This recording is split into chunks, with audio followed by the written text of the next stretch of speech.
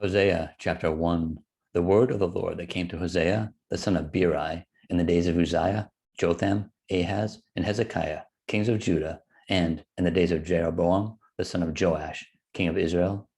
When the Lord began to speak by Hosea, the Lord said to Hosea, Go, take yourself a wife of harlotry, and children of harlotry, for the land has committed great harlotry by departing from the Lord. So he went and took Gomer, the daughter of Diblaim, and she conceived and bore him a son. Then the Lord said to him, Call his name Jezreel, for in a little while I will avenge the bloodshed of Jezreel on the house of Jehu, and bring an end to the kingdom of the house of Israel. It shall come to pass in that day that I will break the bow of Israel in the valley of Jezreel.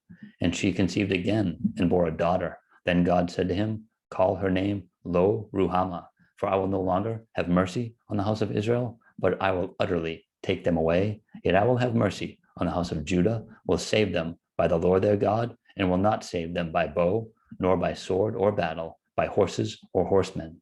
Now, when she had weaned Lo Ruhamah, she conceived and bore a son. Then God said, Call his name Lo Ammi, for you are not my people, and I will not be your God.